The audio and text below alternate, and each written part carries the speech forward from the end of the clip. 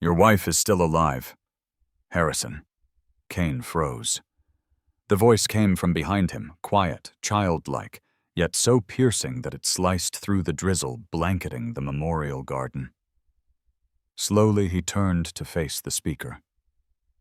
A young black girl stood just beyond the circle of mourners. Her oversized hoodie clung to her thin frame, soaked from the rain. She couldn't have been older than 10. Her eyes were wide, serious. "What did you say?" Harrison asked, his voice cautious. "I saw her," the girl said again. "Your wife, she's not dead." One of his assistants chuckled under his breath. "Let's get Mr. Kane out of the rain," quiet Harrison snapped. The girl took a step forward. "I was there the night she came out of the water. She was bleeding, scared. They dragged her into a van." Harrison's jaw clenched. "Little girl, I don't know what game you're playing, but my wife drowned in a storm off the coast. There were no survivors. We searched for weeks. She survived," the girl insisted. "I remember her." "And what makes you so sure it was her?" Harrison asked, folding his arms. "She had a scar," the girl said, "a long one across her left arm. Right here." She traced from her elbow to her wrist. "And short platinum blonde hair. She kept yelling your name." Harrison's heart lurched. Isabel had gotten that scar in college, falling through a greenhouse window during a student protest. She never liked to talk about it. And that hair. After her chemotherapy, she kept it short, proud, and sharp as her spirit. Still, he shook his head. "That's not possible." "Yes, it is," the girl snapped. "They didn't let her go. A man, he had a fake arm like a plastic one. He was in charge. He told them to drag her. I saw it all." Harrison's breath caught. He stared hard at the girl. What did this man look like? White, tall, gray beard, wore a long coat. He barked orders like he was in the army or something. He told them, "Move her before anyone sees." The girl's voice shook now, not from fear, but urgency. "She saw me. Your wife looked right at me. Her eyes were full of fear. But also like she knew I could help." Harrison blinked away the raindrops, or were they tears gathering in his lashes? Part of him wanted to scream to tell this child to stop torturing him with hope. But another part, one he hadn't let speak in months, was listening. She wore a necklace, the girl added quieter now. Gold. With a heart. 2 letters on it. I and K. Harrison felt the world tilt beneath his feet. He hadn't shared that detail with the press. No one had. That pendant had been a 10th anniversary gift.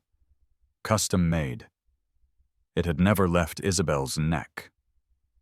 If that moment made your heart stop too, you are not alone.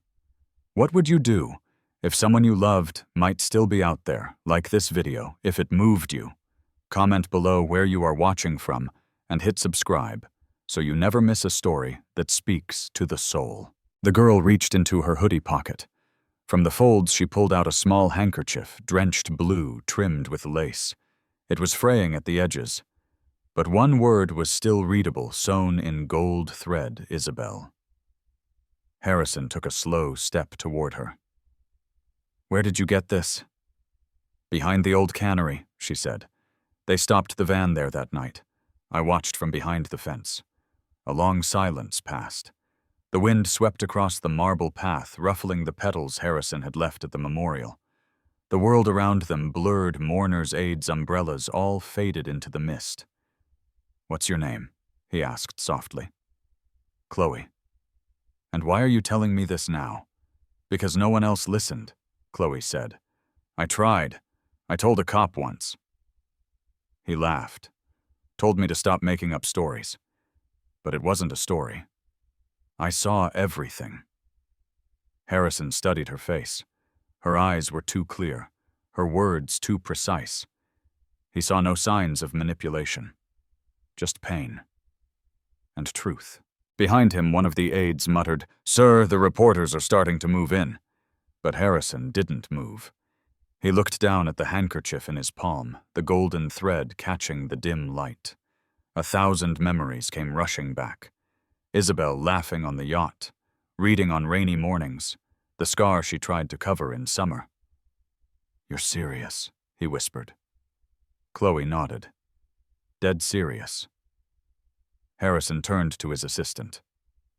"Get the car." "Sir." "Now."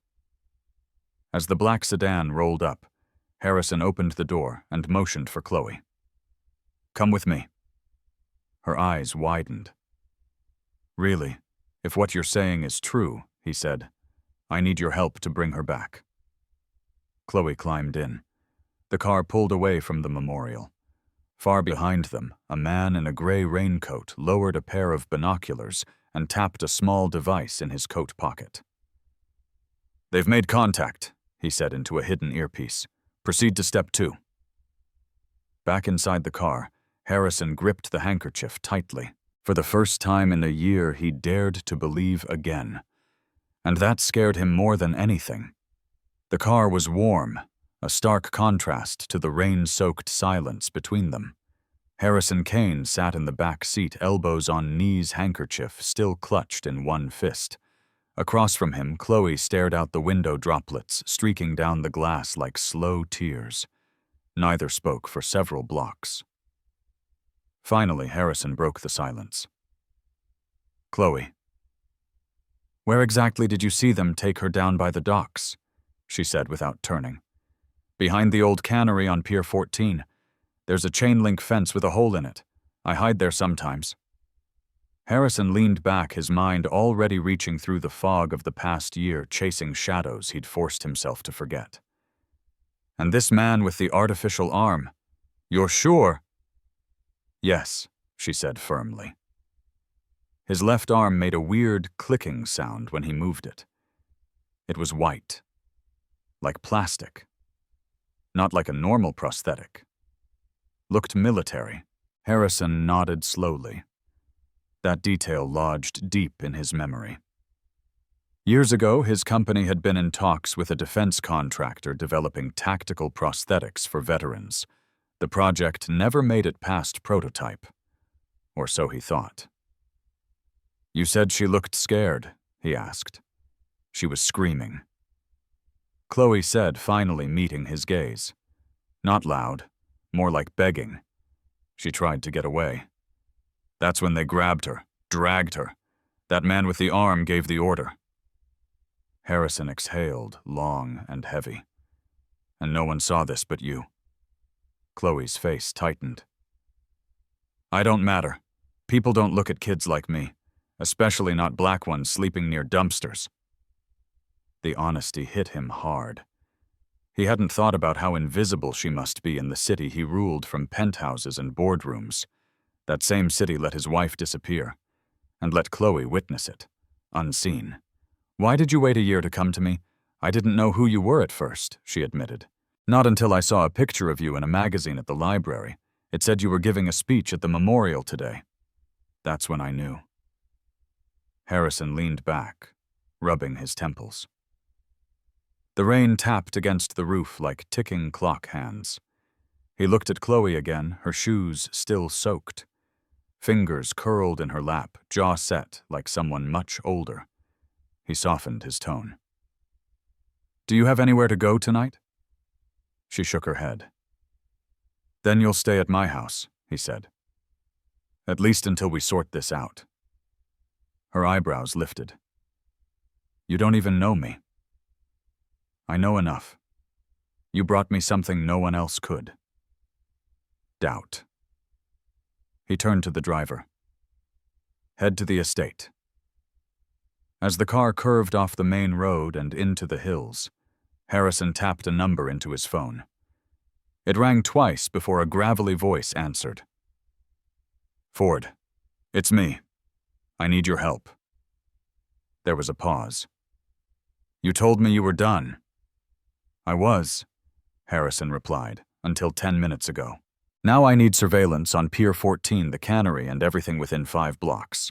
Look for signs of containment, medical personnel, military contractors, anyone with an artificial arm."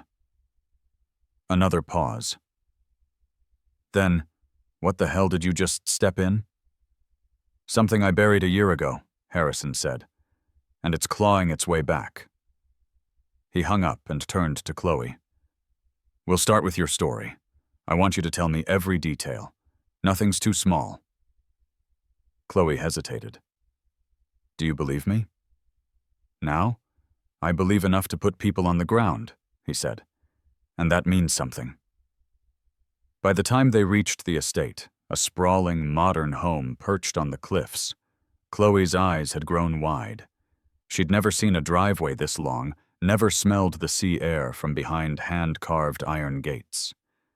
A housekeeper opened the door before they stepped out. "Mr. Kane." "Shall I?" "She's with me," he said, gesturing to Chloe. "Get her something warm to wear. And food, hot food." "Yes, sir." Inside the home was quiet and tastefully furnished walnut floors, old jazz playing low from unseen speakers. Chloe's shoes squeaked faintly as she stepped in. Harrison led her to the den, offered her a blanket and a seat by the fireplace. She didn't speak, as the flames crackled to life, but the tension in her shoulders eased just slightly. Dinner came quickly. Grilled cheese, tomato soup, and apple slices arranged like art.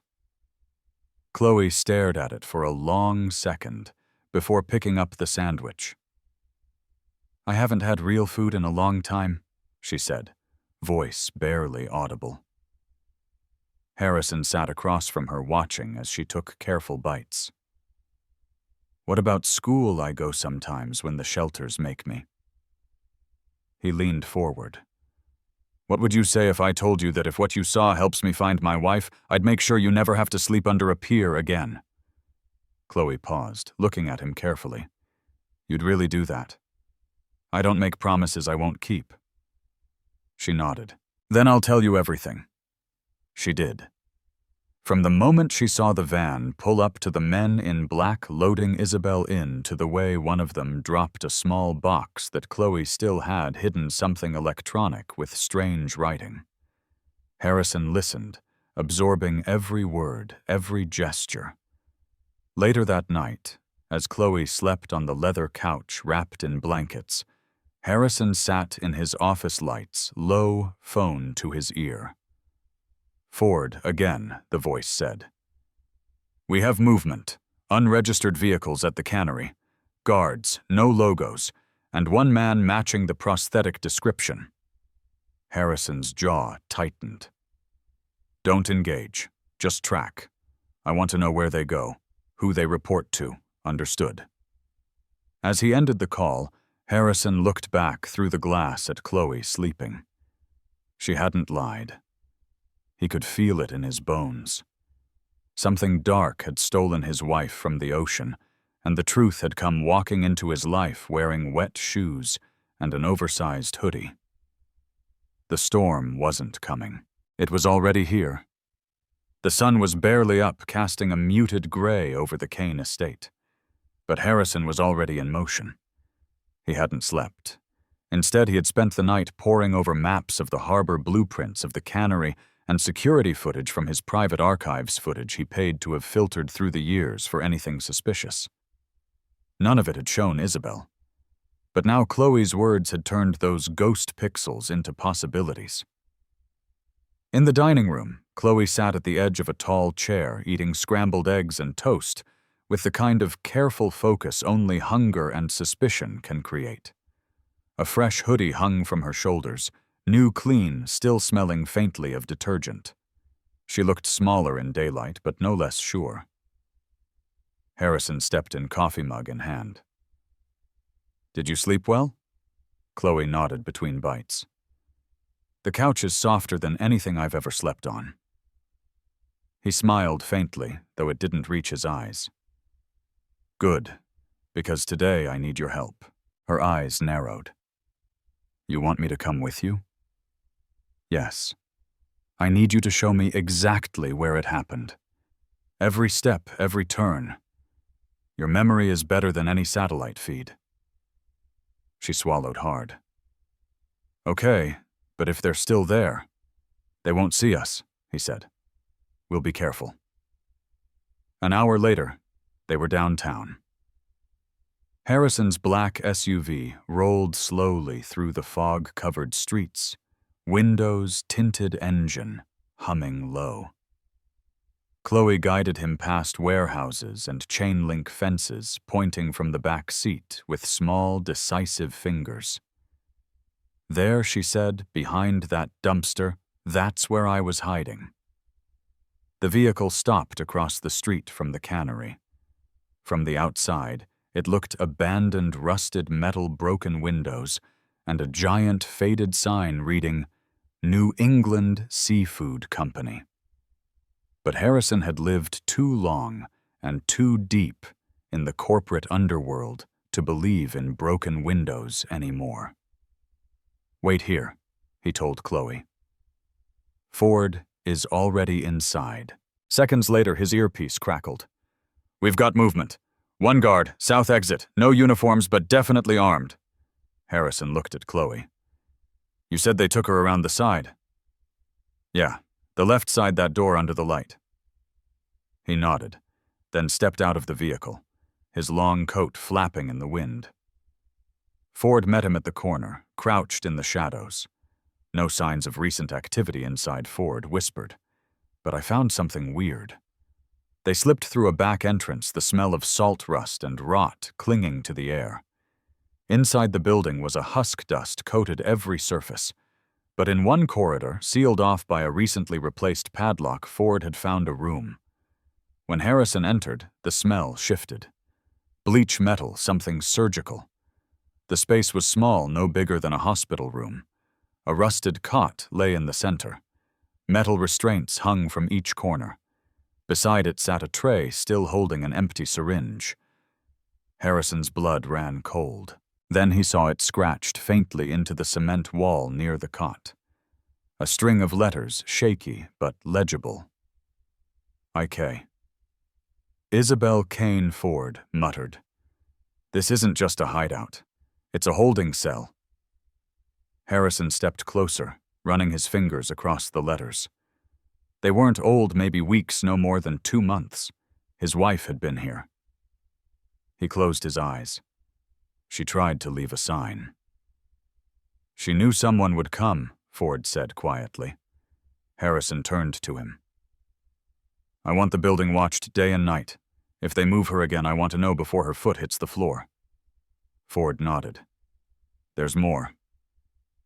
Across the floor, he found a bloodied scrap of cloth, navy blue silk, embroidered in silver.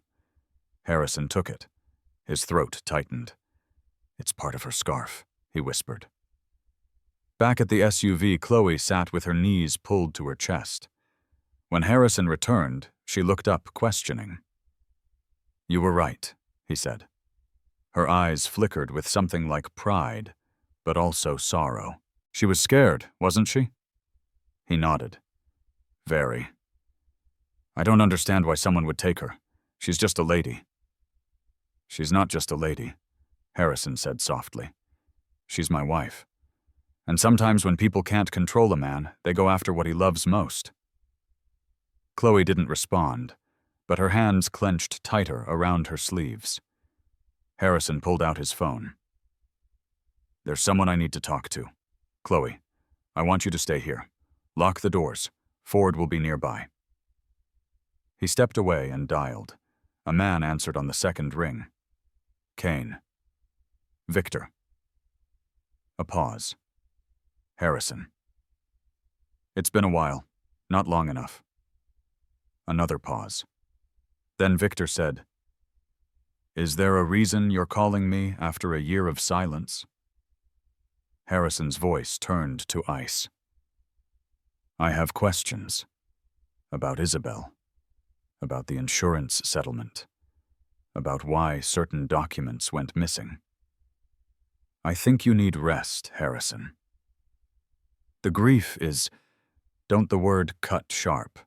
Just tell me, do you know a man with a prosthetic arm who used to work security for off-books transport?" Victor hesitated. "I think you're chasing ghosts." "No," Harrison said. "I'm following footprints." He hung up. Back in the SUV, Chloe watched him silently. They're scared, Harrison said. That's good. Scared people are dangerous, she whispered. He nodded. But so is the truth. As they drove away from the cannery, a storm began to gather overhead, dark clouds rolling in from the sea. And somewhere not far from that broken building, a woman with platinum blonde hair traced the scar on her left arm and whispered to the dark hold on Harrison. I'm still here. Chloe sat cross-legged on the couch in Harrison Kane's study, the fire flickering against her face. The silence in the room had weight broken only by the ticking of an antique clock on the mantel. She was drawing something she hadn't done in months. On a pad of fine sketch paper Harrison had given her, she etched the face of a woman with short, wavy hair and eyes filled with fear. Her pencil moved fast, certain. Harrison watched her from behind his desk, a file open before him. But his focus wasn't on the paper. It was on Chloe. You've drawn her before, he said. Chloe didn't look up. Only in my head. Sometimes when I couldn't sleep, I'd try to remember her face, so I wouldn't forget. He leaned forward. Why? Because she looked like she needed someone to remember her. Harrison felt something tighten in his chest. So much of the world had moved on. Stocks recovered. The press lost interest. But this girl with nothing and no one had held on to his wife's face like a sacred memory. I want you to come with me tomorrow, he said. She looked up, where to meet someone who worked in the harbor patrol. He owes me. He might remember something unusual from the night of the accident. Chloe nodded. Okay. But Chloe, he hesitated, then spoke carefully. If something ever happens, if I'm not there, I need you to run. Not freeze. Run. And call the number I gave you. Understand? She looked at him for a long moment, then nodded again. I'm not scared. You should be, he murmured, almost to himself. That night, as the house settled into quiet, Harrison took the sketch Chloe had left on the coffee table and stared at it under the lamplight. Isabel. Even without color, it was her. Every contour, every line. But something else struck him. In the sketch, Isabel's eyes weren't just afraid, they were pleading. Help me, he whispered to the empty room.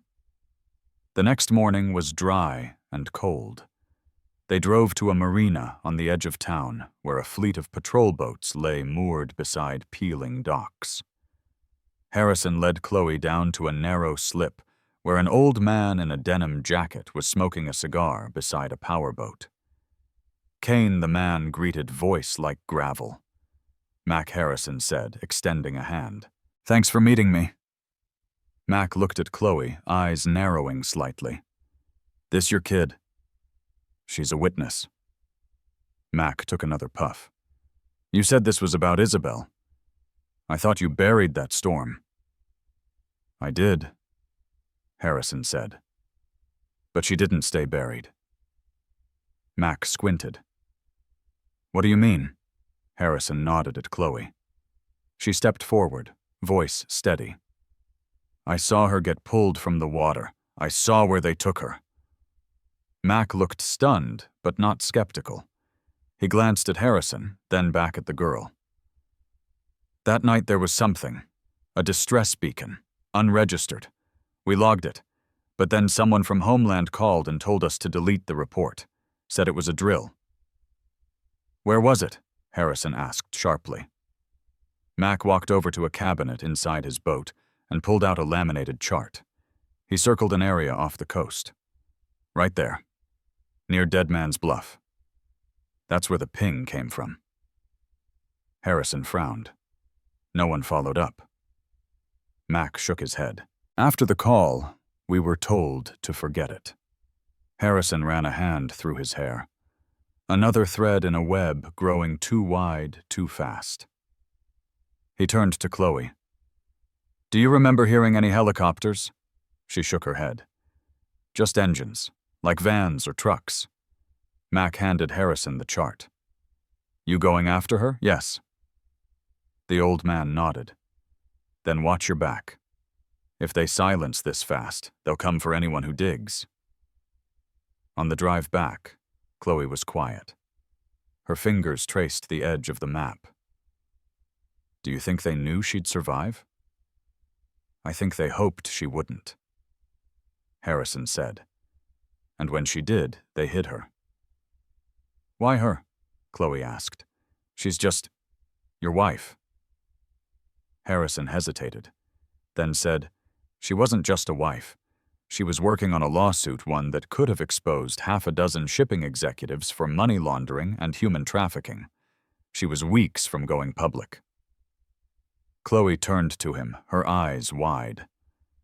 So this wasn't about you? No, Harrison said. It was about silencing her. Chloe sat back, stunned. They tried to erase her, Harrison nodded. And they almost did. Until you saw her. That night they returned home to find the gates slightly ajar. Harrison's instincts screamed. Stay here, he told Chloe. He stepped out cautiously, walking toward the door. It was unlocked. Inside, the lights were still on, but a drawer in the study had been pulled open. Papers spilled on the floor. Ford arrived minutes later. Someone searched your office. No forced entry. Whoever did this had a passcode. Harrison clenched his fists. That means someone close. Chloe hovered in the hallway, hugging herself. Harrison turned to her. You okay? She nodded. They're watching us, aren't they? Yes. Good, she whispered. That means they're scared. He gave her a small, proud smile. Yeah, it does. Later, as they stood in the quiet living room, Chloe looked at the large family portrait over the fireplace, Harrison and Isabel laughing in the sun. She's still alive, she said. I can feel it. Harrison looked at her, voice low. Then we find her, no matter what it takes. Outside, a car idled on the street. A figure inside watching through binoculars. She's more trouble than we thought, the voice whispered into a phone. The girl's memory is too good. Then make it her last, came the reply. The line went dead. But inside the Kane house, the fire burned brighter than ever. The following morning, Harrison stood in the driveway watching the ocean mist roll up the cliffs. He held the map Mac had marked, folding and unfolding it with the same tension he used to crush boardroom deals. But this was different. This wasn't profit. It was life. Isabel's life. And now Chloe's safety hung in the same balance. Inside, Chloe was quietly eating cereal, eyes darting toward every window, every creak of the house settling. The break-in had shaken her, but not broken her. If anything, it hardened her resolve.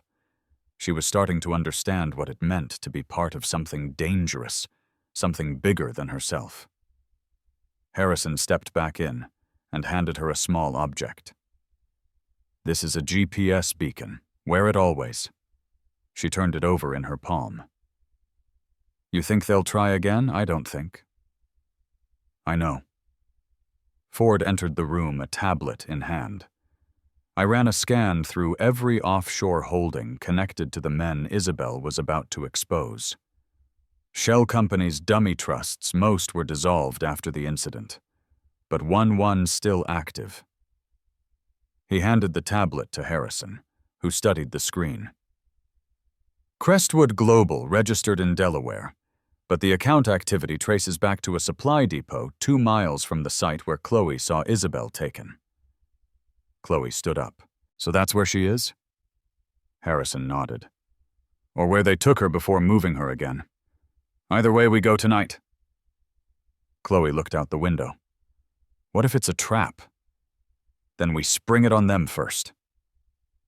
That night, they drove without headlights down a service road that carved through coastal hills. The vehicle was dark silent.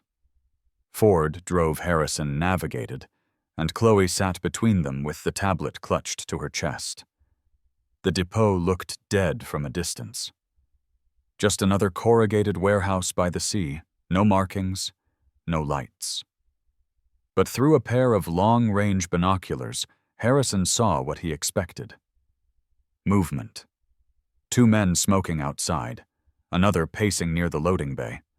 All dressed in plain clothes but standing like soldiers. They parked a quarter-mile away and continued on foot, keeping to the shadows. Chloe, now wearing a dark hoodie and gloves, followed their steps exactly silent and light. Ford motioned them down.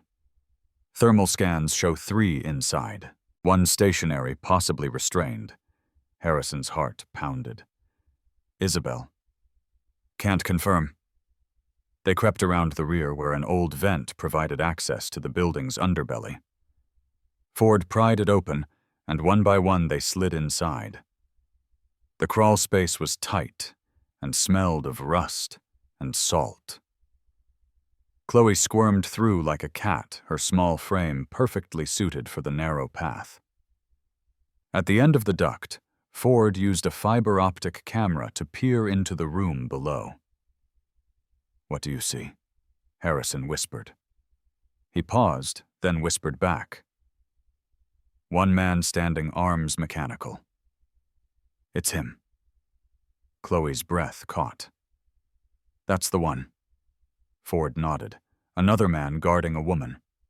Blonde, tied to a chair. Harrison's vision blurred for a second. His heart thundered so loud it seemed to fill the narrow space. "We go in hard," Ford said. "Quiet. Fast." They exited the vent into darkness, moving silently behind crates and support beams.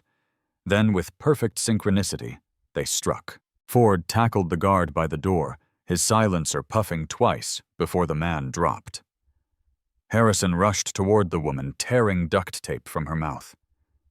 "Isabel, Isabel. It's me." Her head lolled weakly, but her eyes focused. "Harrison." He pulled her into his arms. "I've got you. You're safe." But behind him, a metal click echoed. Harrison turned. The man with the artificial arm stood there, gun raised, blood dripping from his nose where Ford had struck him. "You don't know what you're doing," the man growled. "I know exactly what I'm doing," Harrison replied, shielding Isabel. The man sneered. "She had evidence. Names. They paid me to make it disappear, but she wouldn't die. Should have just let the sea finish the job." Harrison took a step forward. "Drop the weapon." Before he could answer, a voice from the shadows barked, "Drop it first." Chloe stepped out a heavy flashlight in both hands. It wasn't a gun, but she held it like one. Fearless. "You again," the man spat. "You're just a stupid kid." Chloe's eyes narrowed. "Then why are you scared of me?" In the moment of distraction, Ford lunged and disarmed the man, knocking him unconscious with a final blow. Harrison turned to Chloe, stunned. "You could have been hurt." She shrugged. "I'm tired of hiding." They carried Isabel out through the same vent, her breathing shallow but steady. Outside, a black van waited. Ford's team had called backup. Medics were ready. As the doors closed, Harrison held Isabel's hand. "You're safe now." She coughed, barely a whisper. "Not all of them. Gone." Harrison leaned in. "What?" Her eyes locked on his. "Crestwood. It's just one part. Others. Watching." He nodded. "We'll find them." Beside him, Chloe held the sketch she had brought, the one of Isabel's face. "Keep it," Isabel rasped, smiling faintly. "It's better than any photo." As the van sped away, Harrison looked back at the depot. Dark now, but still full of secrets. This was no ending. It was a beginning, one they would face together. Harrison sat at Isabel's bedside in the private medical wing of his estate, the silence between them broken only by the soft beeping of monitors. Her face, pale and bruised, was almost unrecognizable beneath layers of fatigue. Yet her grip, despite the IV running into her arm, remained strong fingers woven tightly through his. There was still fire in her, though it burned quietly now. Chloe stood at the door, hesitant. Harrison motioned her in. "She wanted to see you." Chloe approached slowly. Isabel's eyes flicked toward her lips, twitching into a weak but grateful smile. "The girl," she whispered. "Her name is Chloe Harrison," said softly. Isabel nodded. "Thank you, Chloe. I saw you. That night you didn't look away." Chloe's voice caught in her throat. "I didn't know what to do. I was just a kid." "You were brave," Isabel whispered. "That's more than most." Harrison watched the exchange, a lump building in his chest. It was Chloe, not the police, not the press, who had seen what others had ignored. A child from the margins, a shadow society had learned not to see, had refused to see. Later that morning, Harrison met Ford in the estate study, the table covered in files and digital printouts. Anything Harrison asked. Ford tapped the screen of a tablet. "Plenty. Our friend with the artificial arm, he was working under the alias Gideon Vance, former private military, disappeared from the system 3 years ago, resurfaced as head of security for several offshore installations." Harrison leaned in.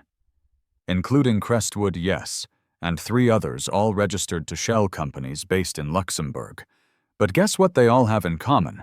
Ford flipped the screen to show a blurry security image containers being unloaded at a port, no markings, but a distinct symbol painted on one corner, a black triangle, over a white field. "Isabel had that symbol in her files," Harrison said, jaw tightening. "She believed it was connected to a trafficking ring using shipping routes to move more than just cargo." "She was right," Ford said. "And now they know she's still alive." Harrison exhaled slowly. "Then we need to hit them before they vanish again." Ford nodded. "I've already arranged satellite recon. There's one site still active off the Gulf Coast. Remote, isolated, but not invisible." "Good," Harrison said. "We go tonight." But as they spoke across the estate, Chloe stood outside Isabel's room, staring at a photograph of Harrison and his wife on the wall. Something about the smile on Isabel's face looked different than the woman she saw that night. Stronger, more open. But now there was fear behind her eyes. Still, Maya turned as Isabel's voice called out faintly, "Come here, sweetheart." Chloe entered the room where Isabel sat up slightly. Her face was pale, but her gaze was sharp. "They'll come again," she said. "You understand that, don't you?" Chloe nodded. "They already tried." Isabel's hand found hers. "This isn't just about me anymore. They saw you. They'll want to silence you too." Chloe looked down. "Then let them come. I'm not scared." Isabel smiled. "That's what scares them." Downstairs, Harrison prepared a go-bag satellite phone, encrypted flash drives, Glock 17 extra magazines. His heart felt heavier than ever. Isabel was home, but the storm hadn't passed.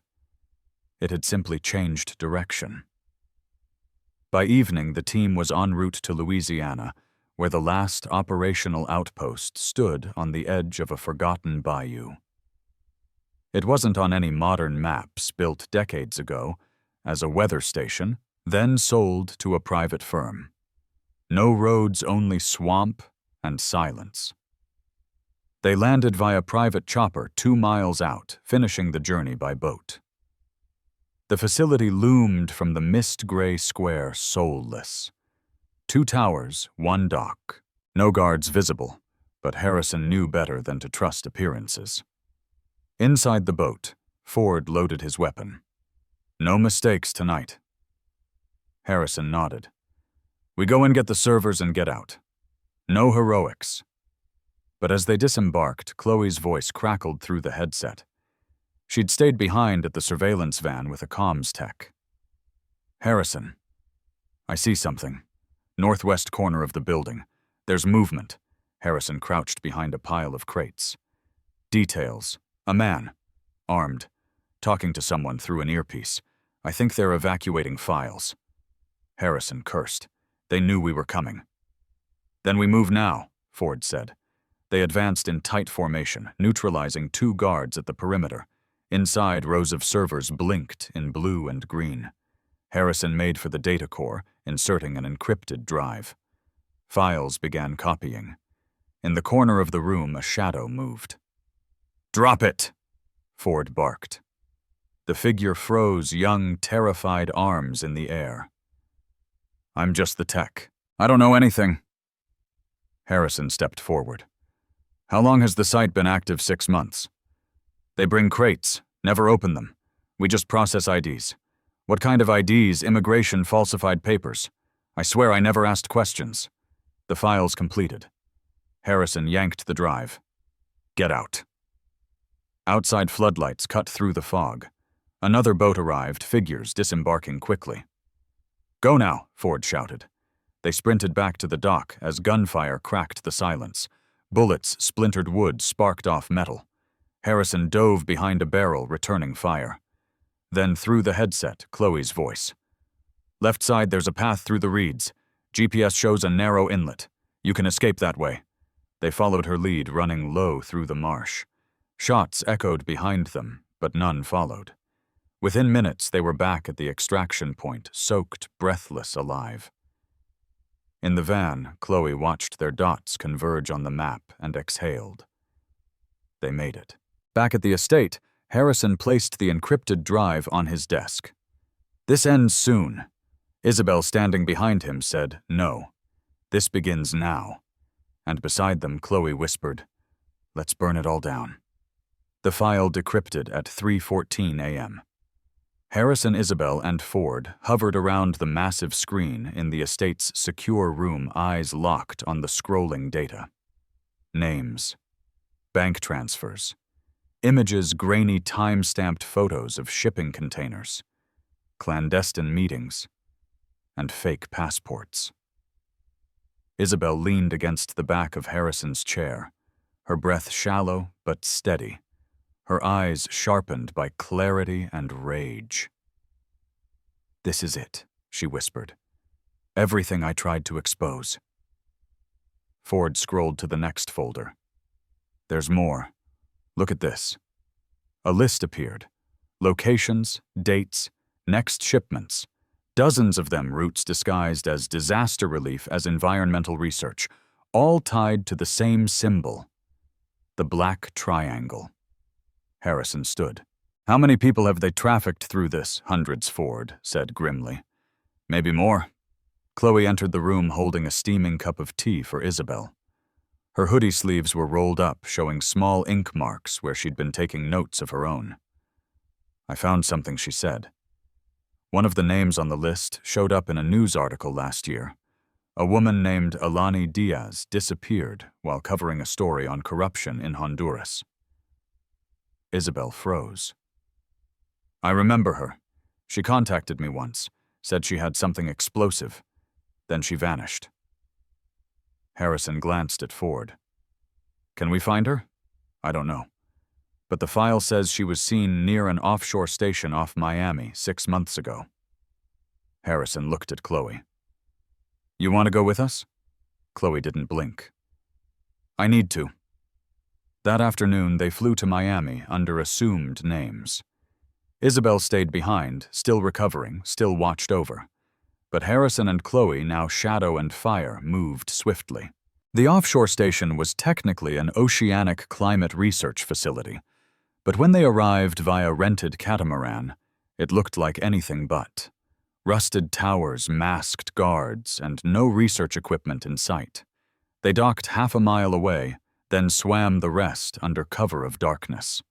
Chloe moved like she'd done this before, lean, quick, and silent.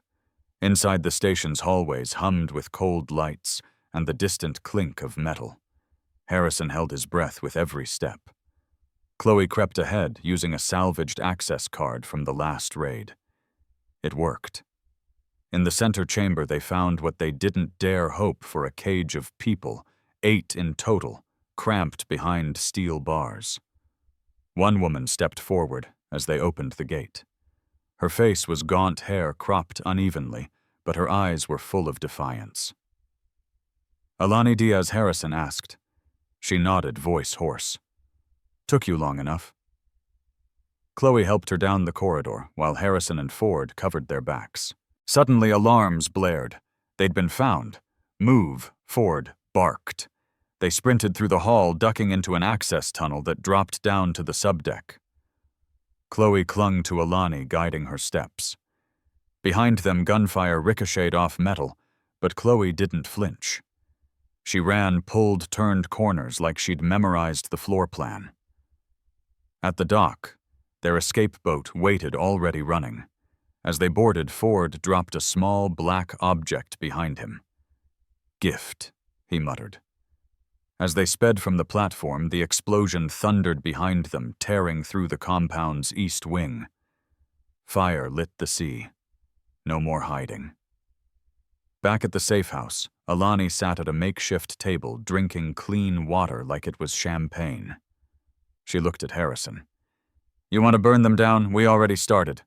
She slid a flash drive across the table. "Then take this. It's everything I gathered before they grabbed me.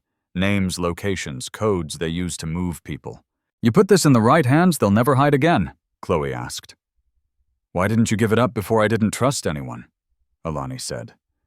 "But your girl..." She looked at me the same way Isabel did. Like I still mattered. Harrison placed the drive in a secure pouch. "You'll stay here. We'll protect you." "No," she said. "I want to speak.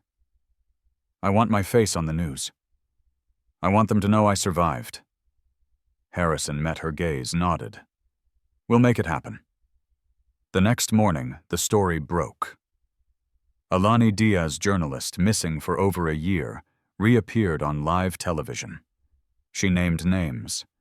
She detailed the torture, the bribes, the disappearances. Her words ignited fires across the country. Protests, investigations. Anonymous tips flooded law enforcement. Back at the estate, Harrison watched the screen in silence. Isabel came to sit beside him, her fingers brushing his. "You did it. We did it." From the hallway, Chloe peeked in. "There's something outside." Harrison stepped onto the porch. Parked across the street was a black sedan. Inside sat a man in a dark suit, watching. No plates. Ford appeared at the door behind him. "They're getting desperate," Harrison nodded. "Let them come." That night, he sat with Chloe in the study. "You don't have to keep going," he told her. She looked at him, eyes fierce. "Yes, I do." He smiled. "Then we fight together." And deep in the woods beyond the estate, a signal tower blinked to life. The final storm was coming, and this time the world would be watching. 3 days after Alani's televised statement, the world had changed. National news outlets ran the story 24/7. Networks replayed her every word, her every scar.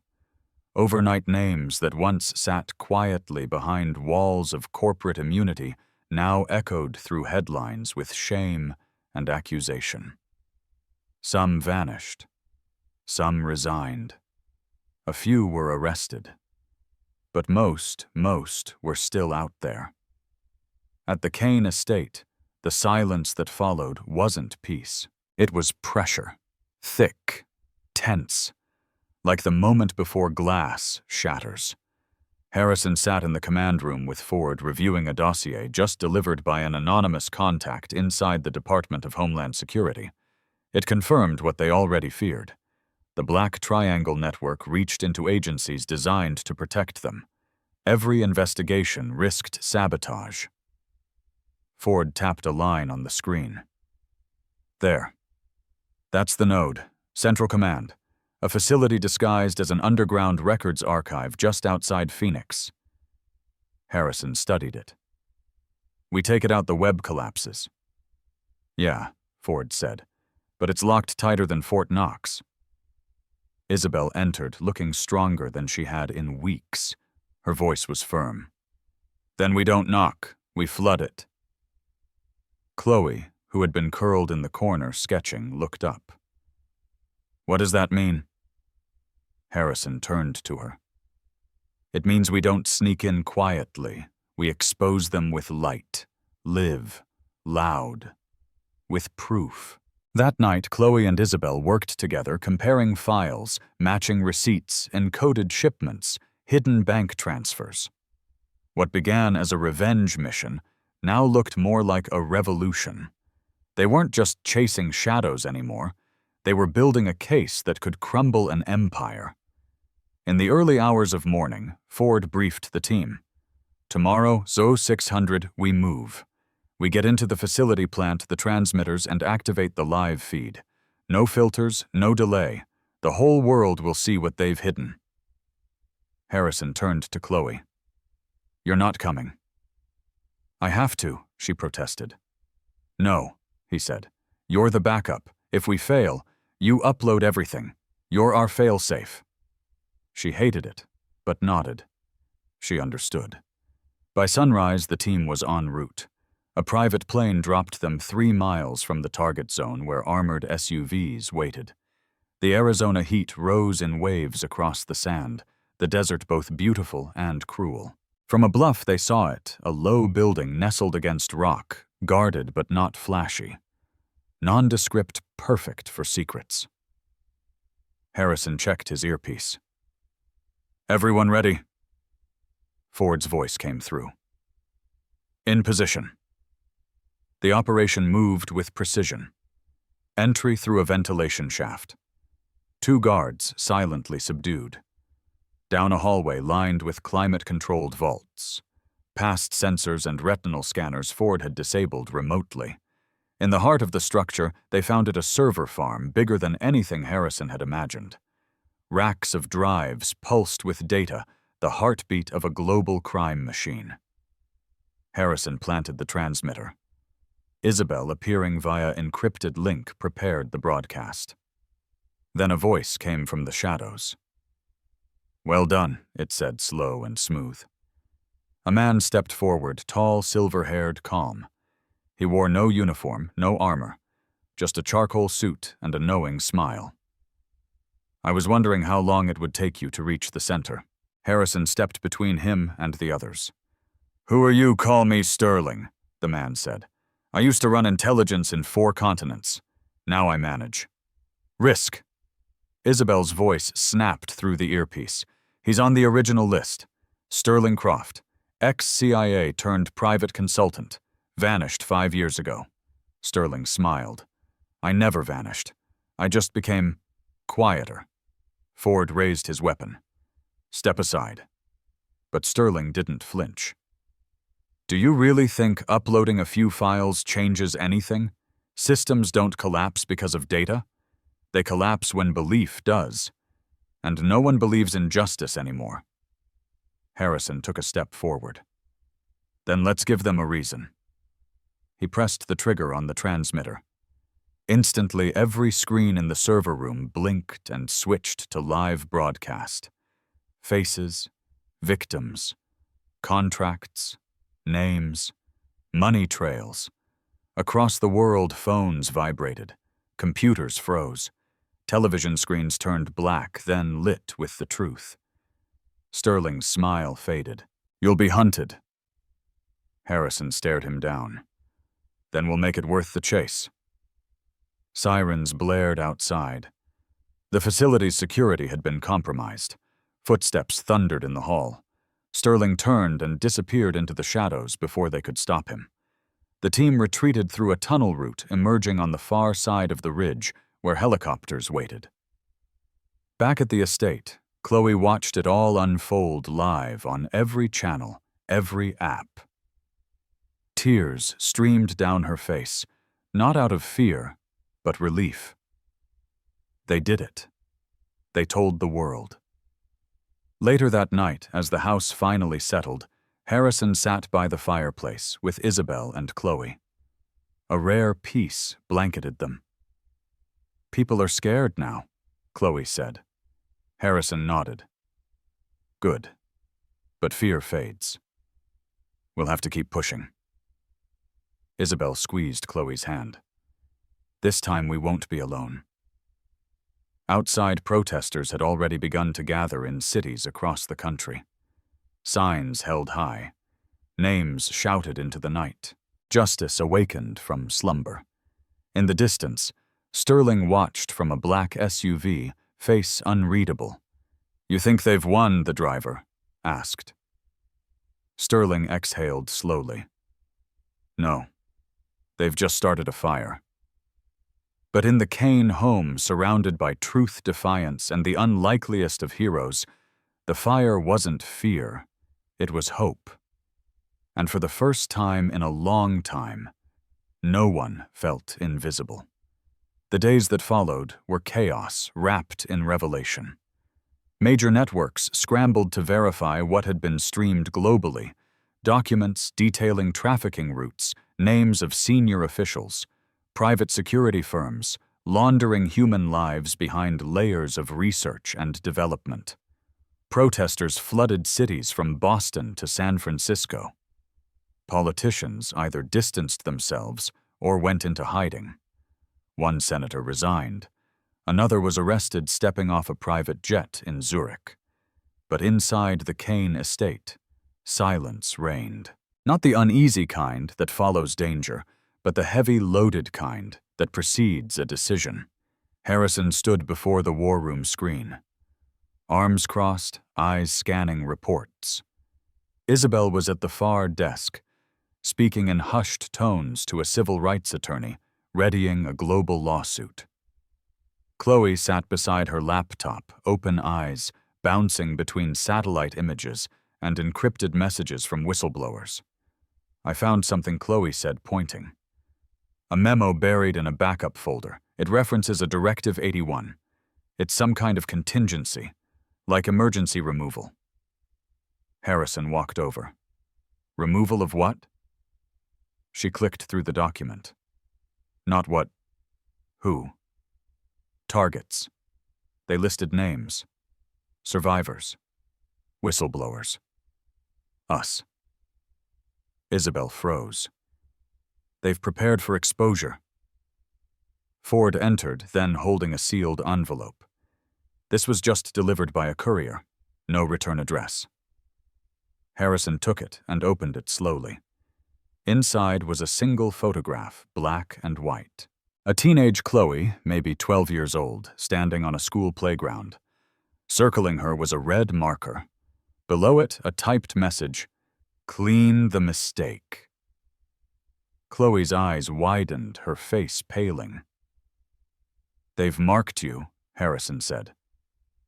"From the beginning." Isabel looked between them.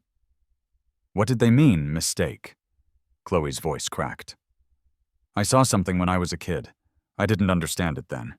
But it was them. Men in uniforms, moving a group of women into trucks. My school was right next to an abandoned industrial site. I told a teacher. She told me to forget it." Harrison clenched the photograph in his fist. "They've had eyes on you since then. But when you saw Isabel and spoke out, you became the spark they couldn't contain." "I don't want to run," Chloe whispered. "You won't," Isabel said, gently touching her arm. "We stand." The room shifted then from strategy to purpose. They weren't just fighting to reveal the truth. They were fighting to survive it. That night, Harrison met with Ford and Isabel in the underground strategy room. The screens showed a flurry of new threats, underground forums, bounty chatter, encrypted messages, warning of upcoming strikes. "They'll hit the estate," Ford said. "They'll try to make it look like an accident, a robbery gone wrong. If we stay, we die." Harrison shook his head. If we run, they win. We hold the line here. He turned to Isabel. Call Alani. Tell her to prep the second wave of evidence.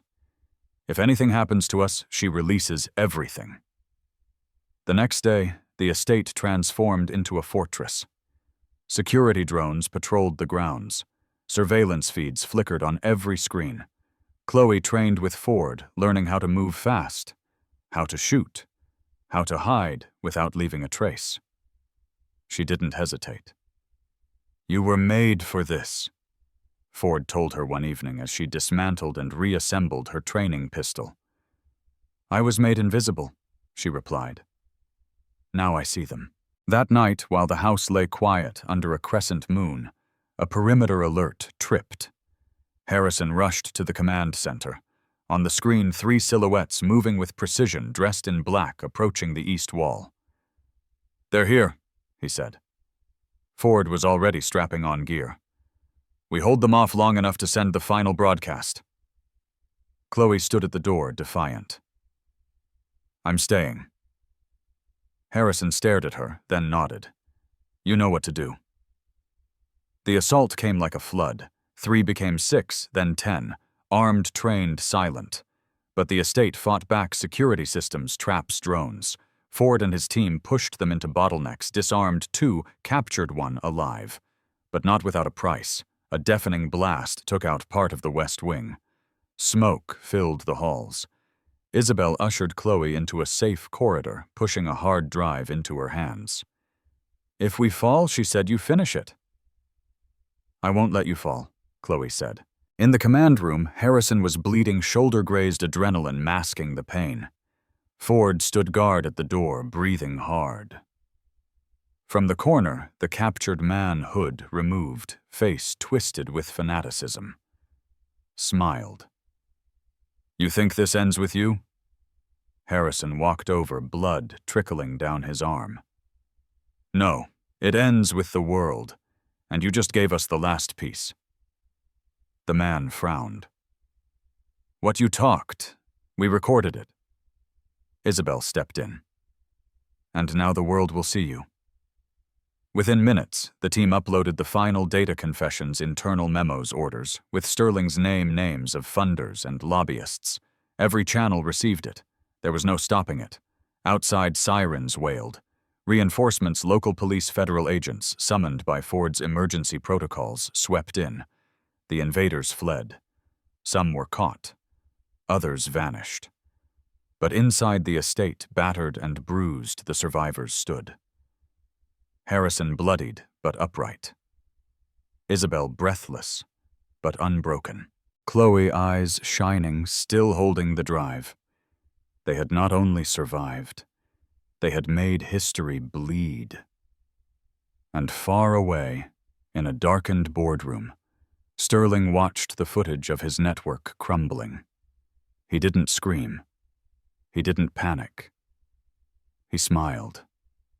Because the war wasn't over. But for the first time, it was no longer silent. The estate bore the scars of war. Walls scorched. Glass shattered. A section of the West Wing blackened by fire. Yet the American flag outside still flew torn, yes, but not fallen. The world had seen what happened. They had heard the truth. But now something more dangerous stirred. Retaliation. 3 days after the attack, Harrison met with federal agents in a sealed room beneath the courthouse in D.C. The evidence they'd uploaded had triggered congressional hearings and emergency task forces. Over a dozen arrests were made. But Sterling wasn't one of them. He's vanished, said Agent Voss, a wiry man with deep lines around his mouth. We froze 7 of his shell accounts. Still no activity. He's gone ghost. He's not hiding, Harrison said, staring at the digital board showing Sterling's photo. He's preparing. Agent Voss folded his arms. Your estate was a battlefield. Public opinion is on your side now, but this guy plays a long game. He'll let the noise fade and strike again. Harrison's jaw tightened. Then we draw him out. Back at the estate, Isabel sat in the recovery room with Chloe. Though she'd suffered bruises and smoke inhalation, Chloe had emerged fiercer than ever. Still, something was gnawing at her. She stared out the window, knees drawn to her chest. "You haven't said a word in hours," Isabel said gently. "I keep thinking about what would have happened if I hadn't spoken up that day," Chloe murmured. All these people would have stayed hidden." "You gave them a voice," Isabel said. "No," Chloe whispered. "I gave them a reason to be seen." That night, Harrison returned with news. "We're being called to testify," he said. "Congressional hearing. Isabel, Chloe. You both. They want it public." Isabel raised an eyebrow. "You're joking." "They need the human faces," Harrison explained. "The names alone aren't enough anymore. The people need to see the victims, the survivors, the girl who remembered." Chloe looked up. "I'll do it." Harrison stared at her, surprised. "You're sure?" She nodded. "They used my silence once. Never again. In the days leading up to the hearing they prepared." Harrison worked with attorneys and security experts. Isabel coordinated with journalists, ensuring the broadcast would be global. Chloe rehearsed with coaches not to memorize words, but to hold herself steady when every camera turned. "You'll be fine," Harrison said one night as they stood in the study. "You've already faced worse than anything that room can throw at you." Chloe took a deep breath. "I'm not scared of them. I'm scared of what comes after. The world changes slowly," he said, "but not without people like you."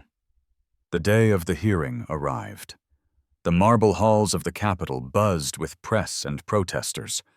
Chloe walked beside Harrison and Isabel, her steps light but certain. When they entered the chamber, flashbulbs erupted. Inside, senators sat stiffly behind long wooden desks. Cameras streamed live to millions. Isabel testified, first calm, articulate, exposing how the network silenced her, then tried to erase her altogether. Harrison followed, detailing the digital trail, the attacks, the names. But it was Chloe, seated on a small cushion behind the witness table, who brought the room to stillness. "Please state your name for the record," the chairman asked. "Chloe Lillian Owens," she said. "How old are you, 15? A beat. "And what would you like to tell us?" Chloe looked directly at the camera. "I saw a woman get dragged from the sea. I saw her scream. I saw men with guns, one with a fake arm, pull her into a van. I was 10 years old. I told my teacher. No one believed me, not until I met Mr. Kane. And then, I saw what hiding the truth does to people. It makes them disappear." The room was frozen. One senator leaned forward. "Why did you speak out now? Because I was tired of being invisible." Outside the chamber, the crowd watching erupted into applause. Tweets went viral. Hashtags exploded. By nightfall, the committee issued an emergency order. Every company and official named in the files would be investigated under federal oversight. A special task force was established. For the first time, the phrase "Black Triangle" entered the congressional record. But elsewhere, miles away, in a lavish coastal compound, Sterling watched the hearing from a projection room swirling scotch in a crystal glass. "She's dangerous," a woman beside him said. "No," Sterling replied, smiling faintly. "She's necessary." The woman frowned. "Then why are we not stopping her?" "Because now," Sterling said, standing, "we change tactics." Back at the Kane estate, the family gathered in quiet celebration. Reporters waited at the gates. Security tripled. But inside, they ate together, laughed, exhaled. "You did it," Harrison told Chloe as she curled up with hot cocoa. "No," she said sleepily. We did it. But as Harrison stared out the window toward the distant hills, he couldn't shake the feeling. This wasn't victory. This was intermission. And somewhere out there in the calm between storms, a new shadow stirred. 2 weeks passed, long enough for headlines to cycle, long enough for attention to shift. Though Chloe's testimony still echoed across talk shows and think pieces, the urgency that had gripped the nation began to wane. Justice, it seemed, had a short memory, but not for Harrison. He stood in the upper observatory of the Kane estate, a rare moment alone as stars blinked in the cold Arizona sky. Below, lights from the perimeter security glowed faintly constant reminders that peace for them was conditional, temporary. Ford entered quietly. It's starting again. Harrison didn't turn. Where South Africa? A clinic bombed.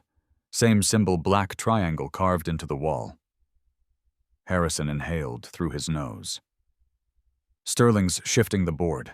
He's no longer protecting the network, Ford said. He's resurrecting it. Inside, Chloe sat at the long oak table, papers scattered before her. She was no longer just the girl with a sketch pad. She had become something harder, sharper.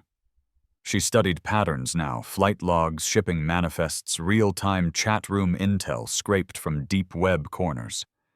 Isabel placed a warm hand on her shoulder. You need rest. I need to stay ahead, Chloe replied. Eyes locked on the screen. Isabel Harrison called from the hallway.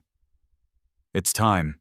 In the briefing room, they gathered Ford, Isabel, Chloe, and 2 new faces, Agent Marla Green from the FBI's Human Trafficking Unit and Aaron Nash, a data analyst who once worked in Sterling's digital operations before defecting. Aaron brought up a map. Red dots scattered globally with one flashing in the North Atlantic. This one is different, he said. Off the coast of Iceland. Former NATO listening station. It's been offline for years or so, they claimed. I've tracked 7 communications relays pinging from that location in the last 24 hours. Ford whistled. That's command-grade traffic. Aaron nodded. We believe that's where Sterling's operating from now. It's dark, cold, perfect for a reset. Isabel stepped forward. We end it there. Harrison turned to Chloe. You're not going this time. Chloe frowned. Why? Because you're the symbol now, Isabel said. If something happens to you, this movement fractures. Chloe sat back, struggling to accept it. You won us a voice, Harrison added. Now we need you to keep using it. Rally people. Keep them focused. If we fail, they need to believe the fight still matters. Chloe nodded slowly. Then you bring him back. 2 nights later, a private jet cut through icy skies. Harrison Ford, Isabel Aaron, and a tactical unit disembarked at an abandoned airfield in northern Iceland. Snow whipped sideways. Wind howled like a warning. They moved in silence, snowshoes crunching over frozen earth. The facility emerged like a beast from the mist, angular metallic partially buried into a cliffside. No lights, no sound, just a signal pulsing beneath the ground. They entered through a rear maintenance shaft Aaron had mapped. Inside, the corridors were narrow, lined with frost, and old surveillance wiring. The deeper they went, the warmer it grew, the hum of servers vibrating beneath their boots. In the command chamber, they found it a digital hub, massive monitors displaying live feeds from various operations around the globe, data streams, drone cams, payment confirmations. The machine had evolved, but it was still the same beast. Sterling was waiting. He stood at the center alone. No guards, no weapons. Harrison raised his pistol. Step away. I'm not armed, Sterling said calmly. You've already won, haven't you? Isabel narrowed her eyes. Where are your people? Sterling gestured to the screens. Everywhere, nowhere. I no longer need soldiers, just systems. Aaron accessed the control terminal. I can shut it down. You can't, Sterling said. It's decentralized. Every node you destroy spawns another. Cut one head to grow back, Ford scoffed. You're coding Hydra, now I'm coding survival, Sterling said. Harrison advanced slowly. You hurt innocent people. You sold them, branded them, buried them. I did what governments do, Sterling replied. Efficiently. Aaron typed furiously. He's not lying. The system replicates in real time. Isabel looked Sterling in the eyes. Why let us find you? Because he said, smiling faintly. I'm tired, and I wanted to see what hope looks like before I die. A sudden clatter echoed from behind.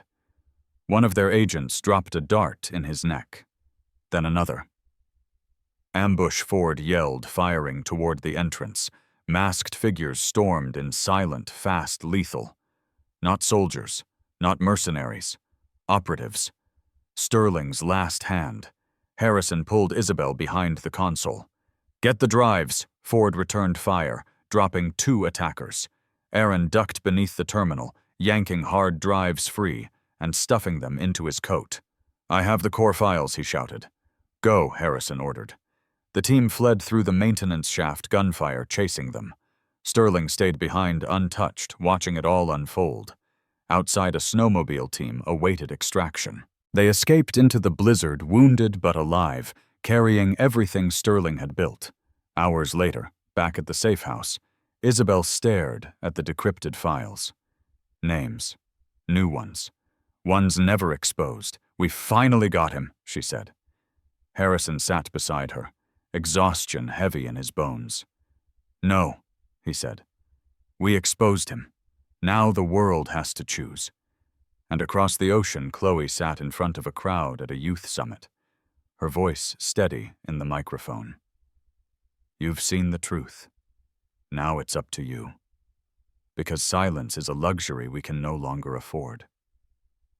Her words, soft as snowfall, ignited another storm. And in the dark, Sterling closed his eyes, whispering, Let's see what they do with the light. It began not with applause, but with silence, heavy, reverent, electric. Chloe stood center stage at the United Global Youth Forum in Chicago, the final speaker of the closing day.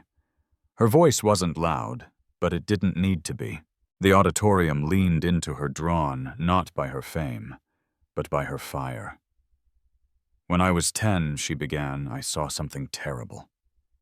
I told the truth. No one listened. She paused, scanning the sea of faces, thousands of young people, activists, journalists, veterans, survivors. But the second time I spoke, the world had no choice. A single clap broke the stillness. Then another. Then hundreds. Then thousands standing, roaring, weeping. They weren't applauding her. They were applauding the sound of something waking up. Back at the Kane estate, Harrison stood in the garden with Isabel. The roses she once planted had begun to bloom again, vibrant, resilient. Chloe's speech echoed from a small radio on the table beside them. She's not the girl we met, Isabel said. Harrison smiled softly. No, she's who she always was. We just finally saw her. Behind them, inside the house, Ford and Aaron worked on the final upload, an open-source archive of every file Sterling ever created, released to trusted international coalitions, vetted journalists, and human rights organizations. No more holding back. No more keeping the sword sheathed. I've scrubbed the metadata, Aaron said.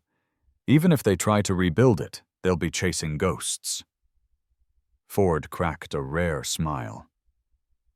Then we've done our job. But outside the glow of hope, shadows still lingered. Sterling had vanished again. No confirmed sightings, no intercepted communications. Only speculation and fear. Some believed he was dead. Others thought he'd changed names, faces, maybe even sides. But Harrison knew better. Sterling wasn't hiding. He was waiting. And yet for the first time that knowledge didn't weigh on him.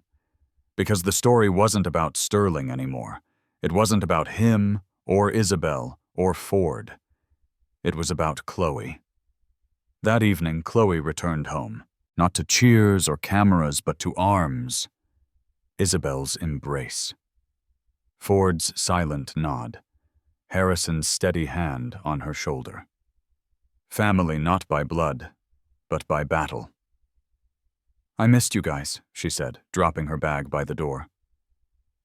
"We never left," Isabel whispered.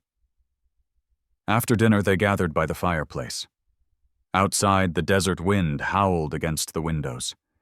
Inside, the room glowed with quiet warmth. Chloe sat cross-legged on the rug. "Do you think it'll ever be over?" "No," Harrison said truthfully. "But that's not the point." Isabel sipped her tea.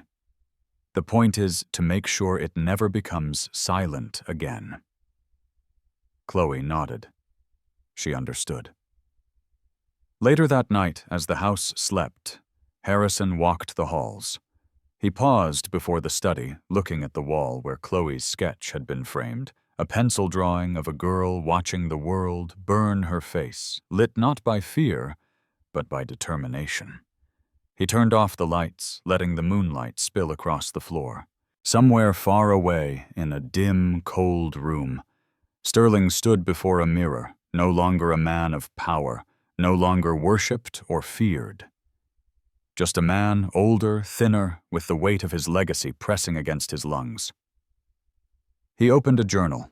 The first page bore only a sentence. "Every movement needs its villain." He closed it. In Washington, hearings continued. Victims testified. Corporations crumbled. An international coalition was formed to investigate transnational human trafficking. Laws were rewritten. Systems reviewed. Nothing perfect, nothing clean. But movement. And on a cool autumn morning in a small town in Ohio, a classroom of fifth graders watched Chloe's story as part of a civil rights unit. A girl with curly hair in the back raised her hand. "She was just a kid," the girl said. "How did she do all that?" The teacher smiled. Because she didn't believe she was too small to matter. And in that room, another spark was born. Back in Arizona, Chloe stood beneath the night sky, alone, but not lonely. She looked up at the stars, scattered, bright, stubborn. Her voice was soft. "We're still here," she whispered. "And we're not done." Behind her, the door opened. Harrison joined her hands in his coat pockets, thinking big thoughts, thinking honest ones. They stood together in the hush of night. "Do you think they'll remember us?" Chloe asked. Harrison smiled. "They'll remember what we stood for. That's enough." She nodded, the fire in her eyes steady. Justice wasn't clean, it wasn't quick, and it never arrived on time. But when it did come, it wore the face of a girl who refused to be quiet. And that Harrison thought was the kind of ending worth fighting for. This story reminds us that the most powerful voices often come from the most unexpected places. Chloe, a young girl once dismissed and forgotten, became the spark that exposed a global injustice. Her courage teaches us that speaking up, especially when it's hardest, is how change begins. In a world that often silences truth, the act of standing firm in the face of fear is not only brave, it's necessary. Justice is not always swift, but it is always worth pursuing.